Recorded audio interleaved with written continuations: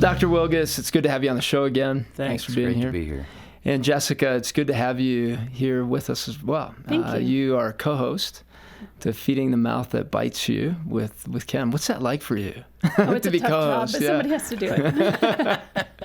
Oh, that's good. It's a lot of fun.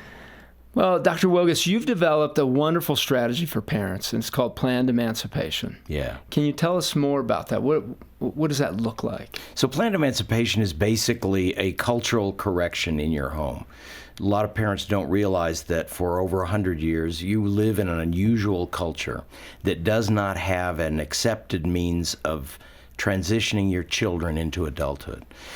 We don't even know that we're supposed to do that. And ironically, is for a lot of Christian parents, they would think that's what traditional parenting is continuing to talk down to your children and treat them as children all the way through their life. That's actually very new parenting. So to correct that lack of transitioning, planned emancipation is just simply a statement at best is around 13, because that's when Just for teens. adolescence starts, and it is an open statement that, look, you're no longer an old child, you're a young adult. We still are obviously involved in most everything in your life, but we are working our way out. And by that I mean we're giving you more and more freedom, not privilege, but freedoms that say you need to make your own choice about this thing, and so that by the end of high school, we're really going to be out of the controlling job of your life, and you need to be in charge of that. That message is what planned emancipation tries to get across, and is oxygen for teenagers that feel so often like my parents are trying to control everything. Well, I'm excited to dive into this and to look at the details. What this looks like from a practical point of view with parenting our teens. I mean, that's such a great adventure for us as parents. And so, how does a rite of passage mix into the whole deal? So the primary, So in the book, for example, in one of the appendix is how do you start planned emancipation? What's the preferred? And I think roughly around 13, it's a good idea to take your son, take your daughter. Focus even has some resources on kind of this talking to a teenager. But the key being is that you do a kind of rite of passage that says you are now an adult. But the most important thing is that whatever you do, that something needs to change when they come back home from that little rite of passage. So having a fancy ceremony that they still come home and are treated like a child, which I've seen in bar mitzvahs, for example. It's really something that marks what will now be different when you get home, where there will be more things that you're free to make your own choice about. Yeah, what you were mentioning was launch into the teen years. That's right. Something we've created here at Focus on the Family to help parents really navigate that 9 to 12 year range, and to set a vision and really a conversation beyond that 12-year-old developmental stage. And so it's talking about friendships and identity and influences that may be coming into their lives, but also talking about the differences between males and females and the importance of that, and then the topic of sex and topic of relationships in general and what that looks like. And so it is leading up to hopefully a ceremony or some type of rite of passage moment, as you're talking about here in the book. Now, is there a biblical foundation to planned emancipation? It's funny. It's a little indirect, but it's there because you have to know that in every culture throughout history, there was a clear endpoint. So a couple of them, for example, is, the only story we hear of Jesus after his birth before his public ministry is at 12. So he's from a poor family that goes to Jerusalem one time a year, and it's his 12th year, which would be his year of turning 13. And, when Jesus is telling his mother, did you not know that I needed to be about my Father's business? That's not a Messiah asking for special treatment. That is him reminding his mother that he has moved from becoming an obedient child to a son of the covenant, which is what happened at 13, which is submitting to your parents, but not in the same way you did as a child. You can hear the same thing in Galatians chapter 4 when Paul compares grace and under the law, and under the law was like a child who may be the inheriting everything, but they're still under command and so forth until, and he uses the term, the date set by the father. And this is written to Greeks. And so, again, a different culture of how they knew when you are no longer a child. It's always been there, and we just don't look for it. Now, Jessica, you have 4 kids, ages 14 to 23. Yes. That's fantastic. I'm sure you've enjoyed that. And, yes. How has planned emancipation helped you in your parenting of your teens? Well, it's sort of set a clear timeline for us as parents to say, okay, we've got from 13 to 18 to figure this thing out and set them free as adults, right? So you kind of see that clock on the wall. It's ticking loudly, and you realize that you have just so much time to give them these freedoms, hand over these freedoms in these areas of control in their lives before they're really set free. And so as a parent, it's helpful to know, okay, here's my timeline. But for my kids, for sure, it's released some of the tension we had around when am I old enough to handle that? And a lot of times it's a specific age. It's when you're 15, you'll get this. Your brother got this at 15, you'll get this at 15 too. That sort of thing where they have these certain rite of passage moments that they know that their siblings have gone through before them.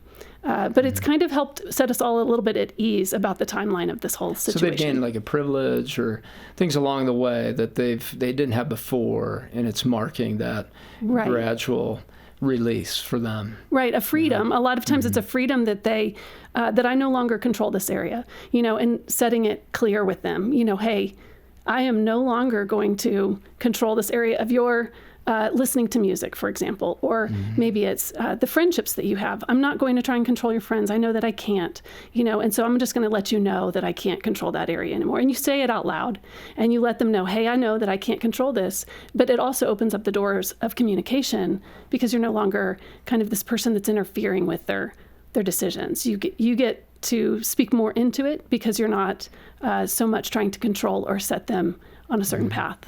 Did you have one personality take this on better than another in your, as far as just the teens in your home? Was there a big difference as far as just personalities and how they responded to the planned emancipation? Well, I would say each personality is significantly different in my home. It's amazing that 4 kids from the same 2 parents can be so different. But I would also say they all handled the freedoms and these transitions with just relief. Okay, mom's not in this area, dad's not in this area anymore. I get to do what I'd like in this area. And it changes as they get older. So of course, when they're younger, the situation or the freedoms are, have minimal consequences. And when they get older, when you're a senior, after you graduate, for us, it's you set your own curfew time. I'm not going to tell you when to come home. So the day after graduation, I'm not telling you when to come home. That's a really big deal. And man, that's oxygen. That gives that kid a sense of, ownership. Mom and dad are letting me go. But with that comes responsibility, right? And consequences. So each personality was different in the amount that they pushed me maybe on getting those freedoms at a certain time. Some kids tried to get those freedoms early. And that's a really frustrating situation when you have a kid that's trying to buck the curfew at, when they're a junior in high school instead of after their senior year, right? And so there were times we had to remind them that they're not quite there yet. You're not quite there yet. Yeah, not quite there yet, but you're going to be at some point, and I'll tell you when. And so each personality is different, but of course they all loved the freedoms. And Dr. Wilgus, you write in your book about the sovereign nation of your teenager. Tell us what that means. So you picture really on a map, this sort of island continent named your kid, whatever his name is. And it's divided into these different states, sort of. It's the state called clothing, music, friends, money, room. And what you want to picture that, and don't be offended, but your teenager sees this as, this is my country and you are occupying my sovereign nation. And that's kind of how they feel. And so the goal is you don't have to and you shouldn't completely get out of their life when they turn 13.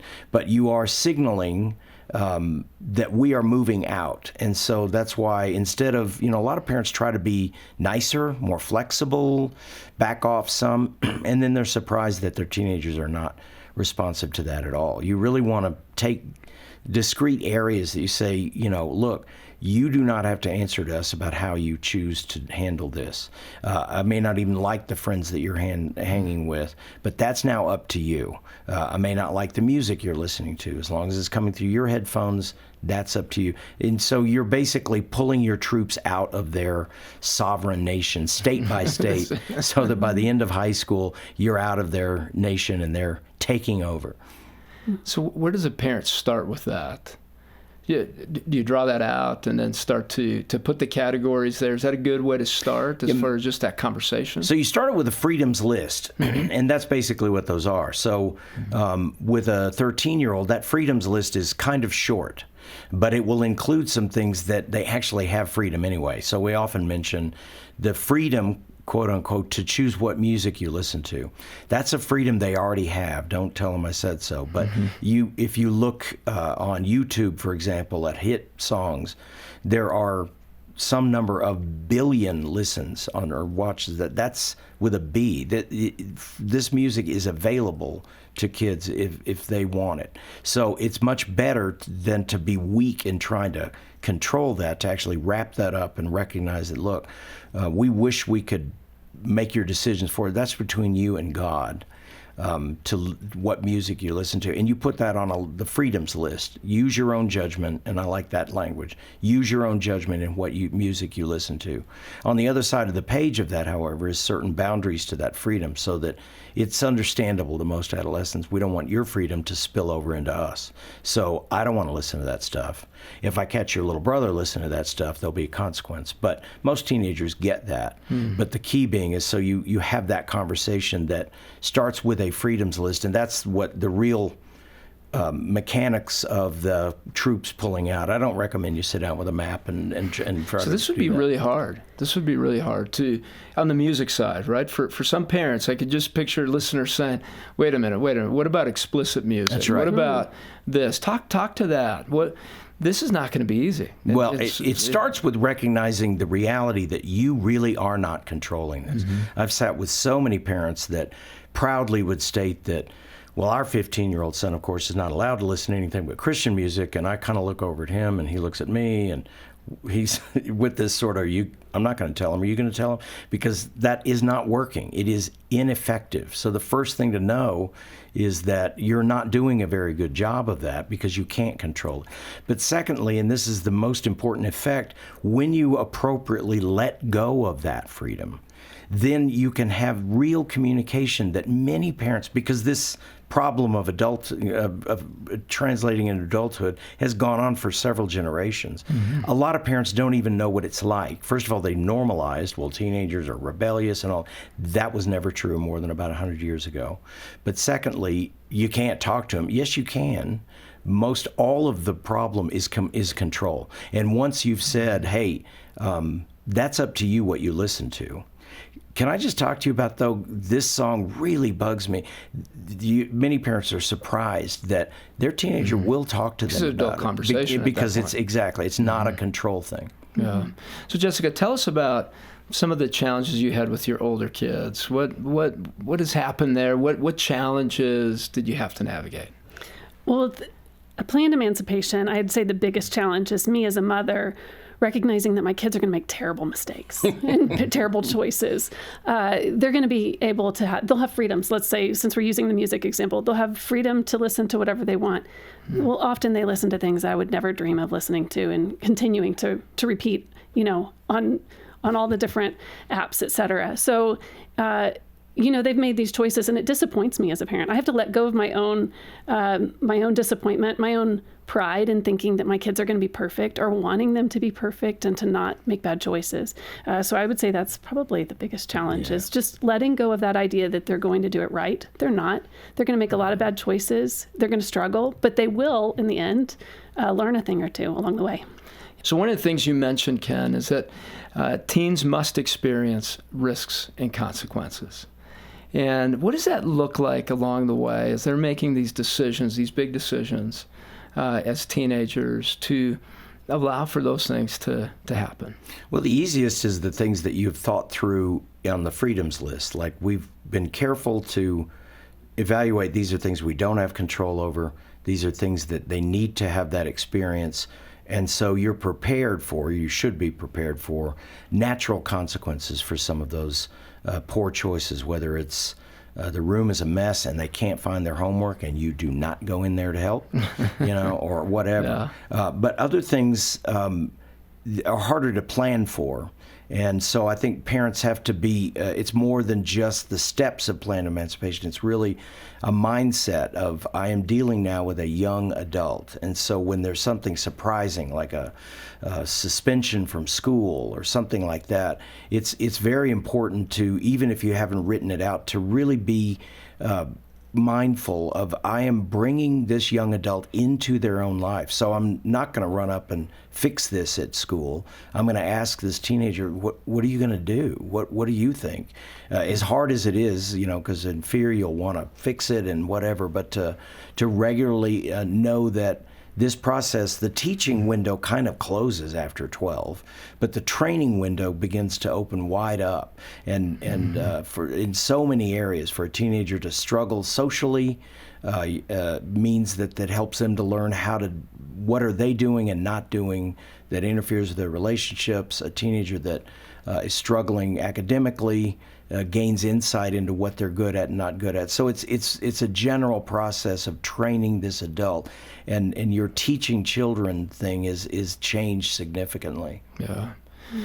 And Jessica, for you in the teen years, what did that look like for your kids to learn that they are going to take risks and there are consequences to that? Do you have any stories of moments where they took a risk and it just it went well or didn't go so well? Oh, I have books of stories of it going well or not so well. Yeah. I think I try not to out my kids, so I try not to say things that are too specific about their lives. But, especially with relationships, boyfriends and girlfriends, late teen years, where I see this as really a bad choice of someone to spend time with, right? And I can see it from a mile away. And I think, what in the world are you doing? This is crazy. I might say something, right? I will say something because that's just who I am. I will say, hey, I really don't think this is a great relationship that you should be involved with. And here's the reasons why. But I can't control you and I can't decide who you're going to date. So I'm going to leave that up to you, and you know best about your own life, and you're going to have to make those decisions. But I would just think about maybe the things I've mentioned to you. And sometimes it's really hard to watch them flounder, fail, break up. And then when the tears come because they inevitably break up, it's really hard to not say, I told you so. As a parent, you're sad for them. It breaks your heart that they're upset. But at the same time, you saw it coming. And I think that there are a lot of times as parents, we don't allow our kids to suffer the consequences because we try to stop it before it even starts. So let's talk about other boundaries. What are some boundaries that you guys would give as examples along the way for parents? If you get straight C's, that's okay, or straight B's. What are some boundaries that you have given as examples as you're helping parents with teens? Well, I would say we can talk about all different topics, but let's talk about friendships. You've given your kids these freedoms to make their friends, invite their friends over or have whoever they want to be their friends. But then you have boundaries along that too, where you say, if you have, teenagers in your home that are difficult or they're disrespectful in any way, you could say they're not allowed in my home. But you are still allowed to have those friends, even though you've been in trouble with them, even though they're not my favorite of your friends, you're still allowed to have them because I know I can't control that area of your life. Yeah, and with friends, that can get so it's tricky. There's a lot of difficult conversations I have been a part of with parents around this topic of friendships, when things are getting dangerous, when there are illegal things happening. Right. Those are important conversations to intervene in with our kids, with our teens, when they're making those decisions that are going to really set up their future in a very bad way. But a big part of it is that most of what parents say around friendships, parents are trying to give good advice. Like, I don't think this is the way you should be treated, whatever. And that advice is ignored because usually the teenager is objecting to, why are you still telling me this? You don't even know my friend. That whole objection just because I'm an adult. The power of the way Jessica described it, of saying, I need to tell you, I don't really like your friend choice, but that is up to you. There's much more likely your teenager will respond to that because it's offered as adult to adult advice. It's up to you. And doesn't step on that, wait, do you still think I'm a child and you're telling me what to, nope. But that doesn't mean that I'm going to agree with everything. And more importantly, so many parents get stuck on something like Friends where they'll say, I can't say anything at all. My teenager gets so mad, I have to bite my tongue. Well, this frees you to say a lot as long as you own it. So I can't tell you how many times I told my teenage kids, look, I'm a psychologist, so I'm probably worrying more than I should, and then I would throw in the advice. But then at the end go, but you may think that's silly. That signals to them that what I'm telling you isn't from on high and you don't know anything, it's just me. And then it also signals, and you can ignore this.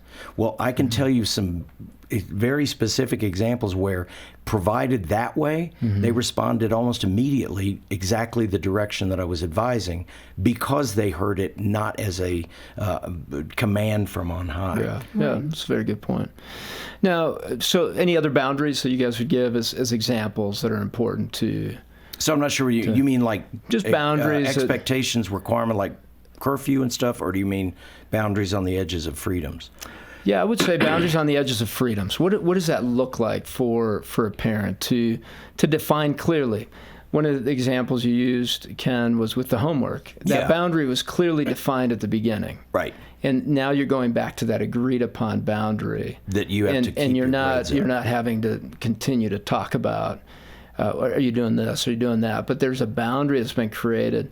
What are some of those examples that parents can begin to just think about as that agreed upon line that is important to define ahead of time along the way? With planned emancipation, the main thing you're wanting to focus on is the freedom. You want to really be emphasizing this is a list of things that you do not answer to us about. And then the boundary that goes with it is why their freedom shouldn't mess with our lives. And most teenagers get that. Occasionally, someone will present a freedoms list in such a way that their teenager is angry because all they heard about was the boundary part. So other examples are, you can be, at a certain point, choose your own style of dress. But for girls, we still reserve the right to not allow things that are too tight, too low, or too short for a certain period of time. And all of these things are not no, they're just not yet. Other options are, you can choose to not go to our church, but you have to go to another Christian church of your choosing. So there's the freedom part that if you don't like our church, you're old enough, I get that. If there's another Christian church that you prefer, you can do that. By the way, by their senior year, at some point, you need to say, at this point, you no longer have to go to church if you do not think so. There needs to be that point. But the point is that there's freedoms that with being careful about boundaries, your goal is to try to give as much freedom as possible. And the boundaries are the things you're still having to hold on to. Yeah. So on the other hand, the overprotective parenting styles, let's talk about that. How does that contribute to more of an entitlement type of behavior or perception in a teen? Well, I happen to be an overprotective parent. I probably need some sort of therapy group myself. I want to keep my kids from having any kind of hardship in their lives, of course. I want them to live in a way that doesn't feel painful to them, right? And so, as a parent, I'm always aware of that and aware of my shortcomings on this and need to let them suffer the consequences. And that's where entitled kids come in, is kids who have not been allowed to suffer these consequences. They've never learned that they have to pay the price for their bad behavior. And so they leave and go off to college, and mom and dad have always rescued them from difficult situations. They've always bailed them out in some way or another. And you've got kids who don't think that they need to obey the rules of the land or anything else that anyone else has set up for them. So as a mom, I realized that this is my job to prepare them for their future and for their life outside of my home. And this is a nightmare for teachers and principals. Absolutely. where they're trying to help out by correcting and giving consequences to their teen. Then here come the parents trying to rescue their kids and defend them, when this is a great opportunity, a great learning opportunity for their teen. And so I love how transparent you were with that, Jessica. I think all of us have that inclination to want our children or our teens, our young adults, to not experience pain, failure, things that are going to be really hard because it was hard for us. Yet those are the places we learn the most, and that's what we have to remember on that. What about you, Kim? What do you think? This overprotective parenting style, what have you seen in your practice as far as just the entitlement type of perspective? I think there's two things about it. With teenagers, being overprotective is secretly very patronizing. It leaves no matter how old this child of yours is, still in the category of, you're the one I help, I protect, your teacher and I will talk about this. And it really does seem to be patronizing that you really aren't involved in this. We'll take care of this for you. And when a teenager actually stops rebelling and accepts that, they become incredibly entitled that, you know what, I think my parents are right. My teacher hasn't treated me correctly. This person should do this for me. That kind of entitlement just goes along with constantly infantilizing young people. The second thing that it does, though, is no matter what you say about your faith, it absolutely demonstrates that you do not believe what you believe, that God is not actually in control. His love cannot be counted on. Everything is a panic moment, and I have to be there to intervene. Oh, by the way, let's go to church and thank God for all he's done. You can't do both. So it really makes ineffective the reality and the depth of our faith that should give us peace. So it's those two things. I think it's secretly very disrespectful to a young adult that I'll get in there and help you with everything. And the other is that you can't say that God has given you peace while you're still doing it. Yeah, I think it's important to really reflect on, what is this bringing up for me, right, as a parent? If my instinct is to protect, and I know, man, this would be a great lesson for my child, or they probably should be corrected, but I'm wanting to go in and rescue and fix it. What's going on inside of me? I think that's the pause moment we need as parents, is to think through how is this going to be helpful for my teen?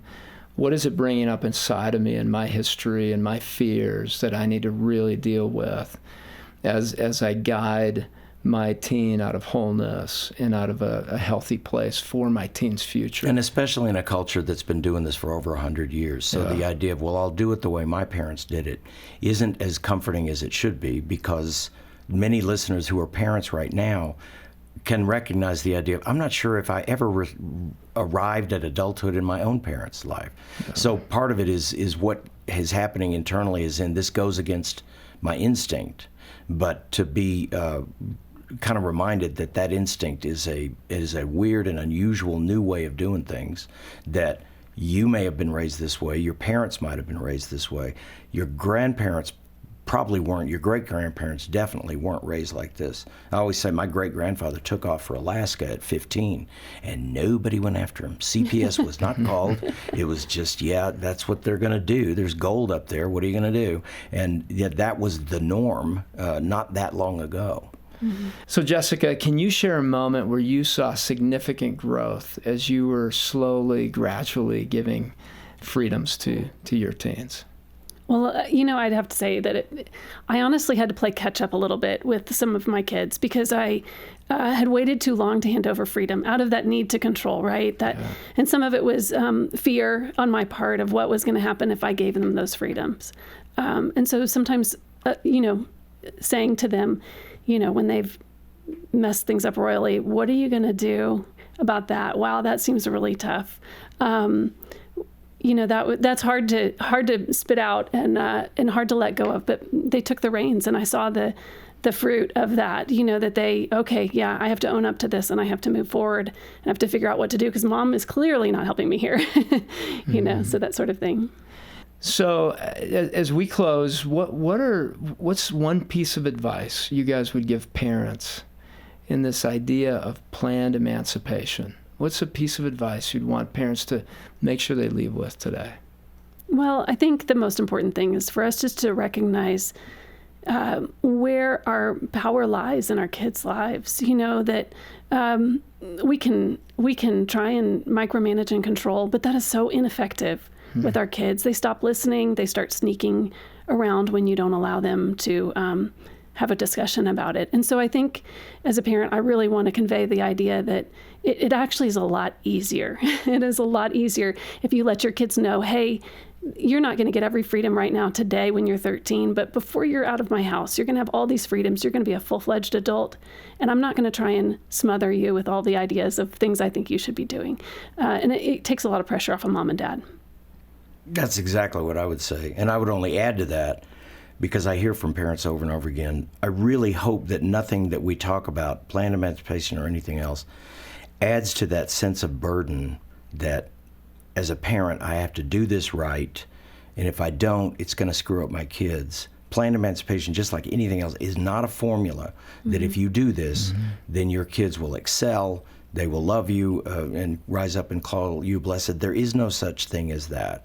It best is, like Jessica said, it is a unburdening and a kind of respect that can open up a whole lot of communication with your kids. But don't expect any of this, including this, to be a formula that is somehow magically. They're God's children. He has the control of what's happening in their life. And what's interesting is it's intentional parenting, but in a different way. And that's what we have to keep in mind, that you're not disengaging as a parent. You're still being intentional, but in a different way as they're growing to be young adults. So thank you so much, both of you guys, for your insights and your input. This was good. Thank you. Thanks. Appreciate it.